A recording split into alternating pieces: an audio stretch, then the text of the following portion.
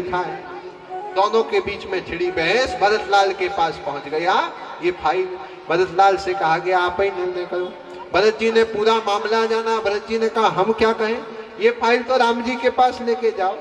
जैसे ही राम जी के पास पहुंचे, राम जी से पूछा गया प्रभु इसमें लिखा है कि आपने एक कदम पीछे रखा, तो कृपा कर कर बताओ। हनुमान जी कह रहे हैं मेरे राम जी इतने साहसी हैं कि मेरे राम जी एक कदम पीछे हट ही नहीं सकते, वो भी रावण के सामने से। तो सत्य क्या है, असत्य क्या है? जैसे पूछा तो उस समय राम जी ने कहा दोनों ही सही हो, गलत कोई भी नहीं। भरत जी ने कहा प्रभु कैसी बात करते हो, दोनों सही कैसे हो सकते हैं, एक ना एक तो गलत होगा। का देखो, एक का तथ्यात्मक सत्य है और एक का भावात्मक सत्य है। हनुमान जी का भावात्मक सत्य है और वाल्मीकि जी का तथ्यात्मक सत्य है। कैसे? का जब वाल्मीकि जी ने देखा कि मैं एक कदम पीछे हटा, उस समय हुआ क्या था कि रावण से युद्ध करते करते हम इतने पास पहुंच गए, इतने पास पहुंच गए कि तीर चलाने की कोई जगह ही नहीं बची। और जब तीर चलाने की कोई जगह ही नहीं बची तो हम एक कदम पीछे हट गए। और इसलिए वाल्मीकि जी ने लिखा, और हनुमान जी का कहना इसलिए सही है क्योंकि मैं रावण से दल के पीछे नहीं हटा था। और कवि का मतलब क्या होता है? एक है कवीश्वर, एक है कपीश्वर। का मतलब होता है ज्ञान, वी का मतलब होता है अभिव्यक्ति। जो ज्ञान की अभिव्यक्ति करे वो कवि है। और पी का मतलब होता है पीना, जो ज्ञान का पान करे वो कवि। और भाई अभिव्यक्ति करने वाला पीने वाले से थोड़ा छोटा ही होता है। जैसे कि बाप ने हमें व्यास जी बना के व्यास गति पे विराज दिया, तो हम ऊंचे आसन पे हैं, आप नीचे आसन पे। और अंतर इतना है कि हम चौकी पे बैठे तो हम चौकीदार, और आप जमीन पे बैठे तो आप जमीन। अब आप बताओ चौकीदार बड़ा कि जमींदार? अरे भाई चौकीदार का तो काम है जागते रहो, तो हम भी व्यासपीठ से कहते रहते हैं जागते रहो, भजन करते रहो। और आप जमींदार बैठ के जाग रहे हो हमारे चिल्लाने पर। इसलिए कवीश्वर जो शब्द है वो पहले कहा गया क्योंकि ये ज्ञान की अभिव्यक्ति करते हैं और हनुमान जी ज्ञान का पान करते हैं। राम कथा सुनिबे को रसिया, राम कथा सुनिबे को रसिया, राम लखन सीता मन बसिया, राम लखन सीता मन बसिया। राम कथा सुनने के बड़े रसिया हैं और इन्हें कभी प्यासी ही नहीं लगती। जब स्वयं प्रभा से मिलने गए हैं, गुफा में प्रवेश किया तो हनुमान जी को प्यास लगी नहीं। अच्छा हनुमान जी को प्यास क्यों नहीं लगी? बोले जो छाया में होता है ना उसे प्यास नहीं लगती। तो हनुमान जी कौन सी छाया में थे? कहा जब हनुमान जी प्रस्थान कर रहे थे तो राम जी ने आशीर्वाद दिया और दोनों हाथ हनुमान जी के ऊपर रख दिए और राम जी के आशीर्वाद की छाया में हनुमान जी थे, इसलिए प्यास लगी ही नहीं। इसलिए सिर पर राम जी रहे, ये हनुमान जी शिक्षा देते हैं। सिर पर सीताराम फिकर फिर क्या करना, सिर पर सीताराम फिकर फिर क्या करना, सिर पर सीताराम फिकर फिर क्या करना, सिर पर सीताराम फिकर फिर क्या करना, तेरे बिगड़े बनेंगे काम फिकर फिर क्या करना, तेरे बिगड़े बनेंगे काम फिकर फिर क्या करना, सिर पर सीताराम फिकर फिर क्या करना, तेरे सिर पर सीताराम फिकर फिर क्या करना। पितु रघुवर श्री जानकी मैया, पितु रघुवर श्री जानकी मैया, फिर क्यों परेशान हो भैया, फिर क्यों परेशान हो भैया, फिर कटेंगे कष्ट तमाम फिकर फिर क्या करना, तेरे बिगड़े बनेंगे काम फिकर फिर क्या करना, सिर पर सीताराम फिकर फिर क्या करना, सिर पर सीताराम फिकर फिर क्या करना, तेरे बिगड़े बनेंगे काम फिकर फिर क्या करना, बिगड़े बनेंगे काम फिकर फिर क्या करना।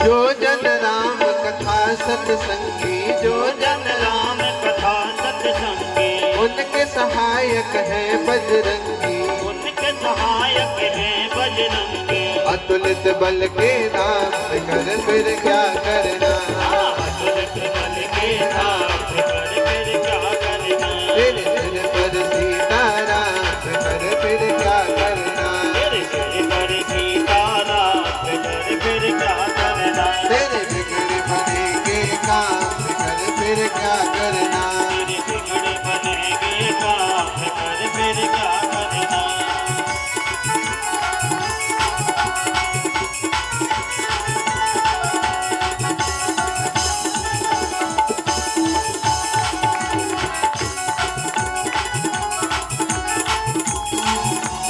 अगर प्रभु मनमानी करेंगे, अगर प्रभु मनमान करेंगे, नहीं शरणागत पीर हरेंगे, शरणागत पीर हरेंगे। नहीं शरणागत पीर हरेंगे, शरणागत पीर हरेंगे। होगा बिरद बदनाम कर फिर क्या करना, होगा बिरथ बदनाम कर फिर क्या करना। सिर पर सीताराम कर फिर क्या करना,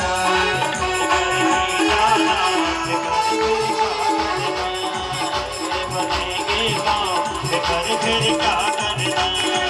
हरि सीताराम कर फिर क्या करना। कर फिर क्या करना। कर फिर क्या करना। कर फिर क्या करना। कर फिर क्या करना। बिगड़ बनेगे काम कर फिर क्या करना। बिगड़ बनेगे काम कर फिर क्या करना। पर सीताराम कर फिर क्या करना। अब राजेश नाह परो तुम, अब राजेश दान भरोसो नहीं व्यर्थ परवाह करो तुम, नहीं व्यर्थ परवाह करो तुम। रटो राम जी का नाम कर फिर क्या करना, तो राम जी का नाम कर फिर क्या करना। सिर पर सीताराम कर फिर क्या करना, तेरे सिर पर सीताराम कर फिर क्या करना। तेरे बिगड़ बनेगे काम कर फिर क्या करना, तेरे बिगड़े बनेगे काम कर फिर क्या करना। तेरे बिगड़ बनेगे काम कर फिर क्या करना, तेरे बिगड़े बनेगे काम कर फिर क्या करना। बोले रामचंद्र भगवान की जय। हनुमान जी राम जी की छाया में रहते हैं और हनुमान जी का जो रोल है ना सबसे डिफिकल्ट है। हनुमान जी राम जी की सेवा का धर्म निभा रहे हैं और भरत जी ने क्या कहा, सबते सेवक धर्मो कठोरा। भाई कहना आसान है और उस पर अमल करना बड़ा कठिन होता है। और हनुमान जी तो सबको बड़ी सुंदर शिक्षा देने आए। कहना बड़ा आसान है भाई ये करो वो करो, और जब खुद पे बात आती है। एक कथावाचक जी थे, कहते थे कि भैया कभी भी लहसुन प्याज नहीं खाना चाहिए। और फिर घर गए और श्रीमती जी से कहा कि जरा सब्जी तो बनाओ। श्रीमती जी ने कहा कैसी बनाना, का बढ़िया लहसुन प्याज डाल के बनाओ। और व्यासपीठ से तो कह रहे थे कि ऐसा खाना नहीं खाना चाहिए, हमसे कह रहे हो सब बांध के बनाओ। इसका कारण क्या है? तो वो कथावाचक जी ने कहा देखो भाई हमने चौकी से बात करी थी और चौकी की बात चौके में नहीं चलती। कभी कभी कहना आसान और उसका पालन करना कठिन हो जाता है। एक समय की बात थी, एक जगह चल रही थी रामलीला, और जैसे ही रामलीला चली तो रावण को का हो गया बुखार, तबीयत खराब हो गई। और रावण की तबीयत खराब हुई तो सब बड़े परेशान कि अब किसको रावण बनाए, किसको रावण बनाए। तो वहीं पे एक था बुद्धू हलवाई, बड़ा हष्ट पुष्ट था, बढ़िया शरीर था उसका। तो सोचा एक काम करते हैं, इसे ही रावण बना लेते हैं, बढ़िया 10 मुख लगा देंगे और रावण बन के तैयार हो जाएंगे। बुद्धू हलवाई के पास गए, दिखने में तो हष्ट पुष्ट था पर बड़ा सीधा साधा था। कहा भैया आपको रावण बनना है? कहा हम कैसे रावण बनेंगे, हम तो हलवाई का काम करते हैं। अरे कुछ नहीं, बस रावण की वेशभूषा पहन लेना, बोलना तुम्हें कुछ नहीं है। जैसे ही सामने वाला पूछा तुम कौन, तो बोल देना मैं लंकापति दशानन रावण। उसने कहा ठीक है हमें आपकी शर्त स्वीकार। बढ़िया उसे वेशभूषा पहनाई गई, रावण का रूप दिया गया। और जैसे ही रावण का रूप दिया गया, मंच पे रामलीला मंचन प्रारंभ हो गया। रामलीला मंचन प्रारंभ हुआ, अंगद आया। अंगद रावण संवाद था उस दिन। अंगद के हाथ में गदा है। पूछा बता हे तू कौन है राजगद्दी पर बैठा हुआ? उसने कहा कुछ नहीं, हम तो रावण हैं, दशानन है। बड़ा घबरा गया। अंगद ने कहा बताते हो कि नहीं तुम कौन हो? कहा हम तो दशानन रावण हैं। अंगद ने फिर कहा बताते हो कि नहीं तुम कौन हो? उसने कहा कुछ नहीं, हम तो सीधे साधे बुद्धू हलवाई हैं। कभी कभी बात निभाना बड़ा कठिन होता है। सब ते सेवक धर्म कठोरा। हनुमान जी सेवक धर्म का पालन करते हैं। हनुमान जी से पूछा गया आप कौन हो?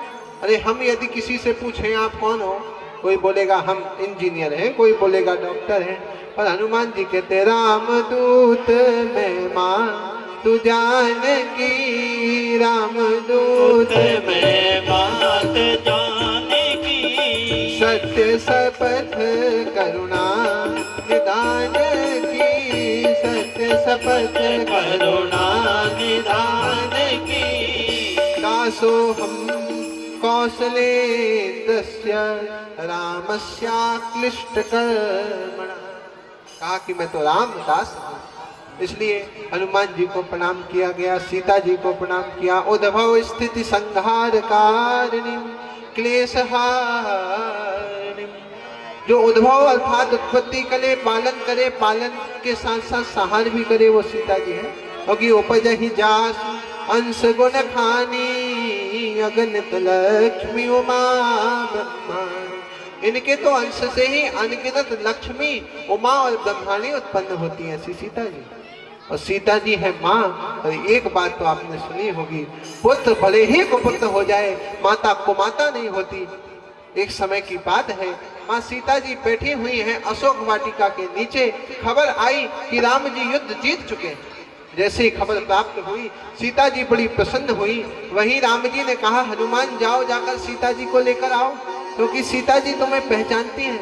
हनुमान जी लेने गए, और जैसे ही हनुमान जी लेने गए, सीता जी को देखा, सीता जी वृक्ष के नीचे बैठी हुई हैं। सभी राक्षसनियों को देखा। हनुमान जी ने कहा माँ मैं समझ चुका हूँ, ये सब आपको बड़ी प्रताड़ित करती। एक बार सिर्फ आदेश दे दीजिए, इस गदा का प्रहार करके सभी राक्षसियों को मार दूंगा। सीता जी ने कहा हनुमान जरा शांत रहो। संतस चरित्र भूषणम, संतों का आभूषण उनका सच्चरित्र होता है। तुम्हें क्रोध करने की आवश्यकता नहीं हनुमान, तुम इन सभी को मारने की बात करते हो। अरे भले ही ये कुपुत्री क्यों ना हो, पर ये मैं इनकी माता हूँ, और क्या माता अपने पुत्र के साथ पुत्री के साथ बुरा होते देख सकती है? उसी समय सभी राक्षसनियों को माँ सीता जी ने अपने गले से लगा लिया। ये तात्पर्य ये है कि माता को माता कभी नहीं होती। मेरे राम जी भले ही कभी क्रोध करते हैं, पर सीता जी तो माता है, और सीता जी कभी क्रोध नहीं करती, क्योंकि माता जो होती है वो सदैव प्रसन्न होती है, ममता की छांव में अपने बालक को रखती है। इसलिए उद्भव स्थिति संहार कारिणी क्लेश हारिणी सर्वश्रेयस्करीं सीतां नतो हम राम वल्लभाम। राम जी को प्रणाम किया, और राम जी को प्रणाम करके कहा गया कि ये सब जगत इनकी माया है। जैसे कि यदि सांप अंधेरे में दिख जाए तो होता तो रस्सी है, और जब टॉर्च मार के देखो तो पता चलता है ये तो रस्सी है, हम तो सांप का भ्रम पाल के बैठे। उसी प्रकार से जगत सब झूठा है, किंतु जब तक ज्ञान की चक्षु से जगत को नहीं देखो तब तक ऐसा प्रतीत होता है कि सत्य है। और जब कथा में आ जाओ और संत महात्मा आपको ज्ञान के चक्षु प्रदान कर दे, और उस ज्ञान के चक्षु से जब संसार को देखोगे तो ये सत्य ही प्रतीत होगा। कहने का तात्पर्य है कि ये संसार तो मिथ्या है। शंकराचार्य जी ने कहा ईश्वर सत्यम जगत मिथ्या, ईश्वर सत्य है जगत मिथ्या है। जैसे कि किसी नदी के किनारे वृक्ष लगा हुआ है, वृक्ष की छाया नदी में पड़ रही है, पक्षी आए और पक्षी ने तो छाया को असली मान लिया, जबकि वृक्ष की छाया नदी में पड़ रही है और जो नदी में है वो तो छाया है। और जैसे ही पक्षी बैठे तो पता चला हम तो पानी में ही बैठ गए। ये पूरा जगत कौन है? बोले परमात्मा की छाया है, और हम छाया को ही सत्य मानकर ईश्वर को ही भूल जाते हैं। इसलिए सत्य ईश्वर है, सत्य को ही स्वीकार करो। ये सब जगत माया है, क्योंकि माया का मतलब होता है जो दिख रहा है पर है नहीं। जैसे कि जादूगर सबसे बड़ा माया भी होता है। जादूगर क्या करता है पता तो आपको है कि हाथ की सफाई है, किसी व्यक्ति को काट देगा, कुछ सामने प्रकट कर देगा, एक कबूतर को 5 बना देगा, है तो ये हाथ की सफाई। तो जो सत्य नहीं है वो भी आपको सत्य प्रतीत हो रहा है। ऐसे ये संसार भी माया है, किंतु उन परमात्मा की शरणागति ले लेने पर जीव माया से रहित हो जाता है। राम जी को प्रणाम करके गोस्वामी जी ने कहा कि स्वांतः सुखाय तुलसी रघुनाथ गाथा। मैंने तो स्वांतः सुख के लिए ही रघुनाथ की गाथा को गाया है। जैसे कि कोई व्यक्ति अपने घर के सामने ट्यूबलाइट को लगा दे, उस ट्यूबलाइट के प्रकाश में कोई गरीब बालक पढ़े और पढ़कर अव्वल स्थान पर आ जाए, किंतु ट्यूबलाइट तो बाहर इसलिए लगाई हुई है कि उसके प्रकाश से हमारी सड़क प्रकाशित रहे, किंतु उसी के प्रकाश में कोई बालक पढ़कर अव्वल स्थान प्राप्त कर ले तो उस बालक का सौभाग्य। उसी प्रकार से गोस्वामी जी ने स्वांतः सुख के लिए रामचरितमानस की रचना की और इसकी ही छाया में, इसके ही प्रकाश में हम अपने चरित्र को संवार ले तो इससे बड़ी बात है क्या। स्वांतः सुखाय तुलसी रघुनाथ गाथा। गणेश जी को प्रणाम किया। जो सुमिरत सिद्धि हो गणनायक करिवर बदन करहु अनुग्रह सोई बुद्धि राशि शुभ गुण सदन। गणेश जी कौन है? गण धन ईशा। गण माने होता है इंद्रिय और ईश माने देवता। जो इंद्रिय के देवता हैं वो गणेश है।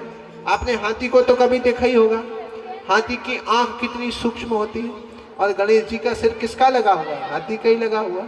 मानो कि गणेश जी शिक्षा दे रहे हैं सूक्ष्म दृष्टा बनो। कोई भी दृश्य को देखो तो उसकी सूक्ष्मता का, उसके तत्व का बोध आपको हो जाना चाहिए, क्योंकि हम जैसा देखेंगे समाज हमें वैसा ही दिखेगा। काला चश्मा पहन लिया तो सामने भले ही कुछ गोरा क्यों ना हो, पर काले चश्मे पहन के सब कुछ काला ही दिखेगा। यदि वासना का चश्मा पहना है तो संसार वासना युक्त दिखेगा। जैसा चश्मा पहनोगे वैसा तो संसार दिखेगा। इसलिए गोस्वामी जी ने कहा ना, जाकी रही भाव ना जैसी, जाकी रही भाव ना जैसी, रघु मूर्ति देखी तिन तैसी, प्रभु मूरत देखी तिन तैसी। जिसकी जैसी भावना हो वैसे ही मुझे समाज और संसार दिखने लगता है। एक समय की बात थी, एकनाथ जी कथा सुना रहे थे, ध्यान से सुनना। एकनाथ जी ने जब कथा सुनाई तो अपनी कथा में कहा कि जब अशोक वाटिका में सीता जी बैठी हुई थी ना, तो वहां पर जो पुष्प थे वे श्वेत रंग के थे। कौन से रंग के थे? श्वेत रंग के थे। और जैसे ही एकनाथ जी की कथा को सुना और हनुमान जी ने सुन लिया कि एकनाथ जी कह रहे हैं कि अशोक वाटिका के पुष्प सफेद रंग के थे, तो हनुमान जी को क्रोध आ गया, क्योंकि जहाँ जहाँ राम कथा चले वहाँ वहाँ हनुमान जी तो उपस्थित होते ही, क्योंकि राम कथा सुनिवे को रसिया। अब हनुमान जी ने जैसे सुना, हनुमान जी हो गए प्रकट और हनुमान जी ने कहा, एकनाथ जी आप झूठ बोल रहे हो, पुष्प वहां पर श्वेत रंग के नहीं थे, वहां पर पुष्प तो लाल रंग के थे।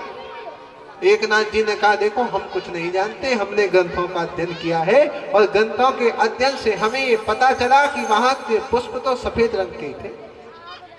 हनुमान जी ने कहा, अशोक वाटिका आप गए थे कि हम गए थे? अशोक वाटिका तो हम गए थे, हम जो बताएंगे वही सही होगा, वहां के पुष्प लाल रंग के थे। दोनों में छिड़ी बैल। तो सीता राम जी के पास गए। जैसे ही सीता राम जी के पास गए, सोचा यहाँ से कोई सुलह हो जाएगी। राम जी से पूछा गया कि आप ही कृपा करके बता दो, अशोक वाटिका के पुष्प सफेद रंग के थे कि लाल रंग के थे? हनुमान जी कहते हैं लाल रंग के, एकनाथ जी कहते हैं सफेद रंग के। सीता जी बीच में बोली, ना लाल रंग के थे ना सफेद रंग के थे, वो तो श्याम रंग के थे। भैया तीन तीन रंग के। राम जी से कहा गया आप ही कुछ सुलह करो। राम जी ने कहा, देखो भैया ये जो पुष्प थे ना, ये पुष्प तीनों ही रंग के थे।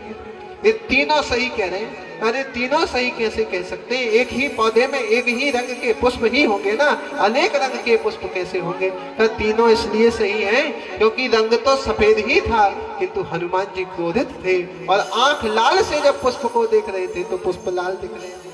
और हे सीते, तुम तो सदैव मेरा ही चिंतन करती रहती हो और मेरा रंग तो श्याम है और श्याम रंग का चिंतन कर रही थी, तो पुष्प भी तुम्हें श्याम दिख रहे थे। जाकी रही भाव ना जैसी, जाकी रही भाव ना जैसी, प्रभु मूर्ति देखी तिन तैसी, प्रभु मूर्ति देखी तिन गणेश जी को प्रणाम किया और गणेश जी को प्रणाम करने के पश्चात अब नारायण को प्रणाम कर दे। जा सुकृपा सो दयाल दवम सकल कलिमल दहन। भगवान शिव को नारायण को प्रणाम किया। भगवान की कृपा के बिना कुछ संभव भी नहीं, क्योंकि भगवान तो सबसे बड़े कृपालु हैं। यदि आप ये मान लो कि जीव ही सब कुछ कर रहा है तो आप करने वाले हो नहीं। इतना बड़ा संसार, उसमें से एक पृथ्वी, पृथ्वी में से आ गया मध्य प्रदेश।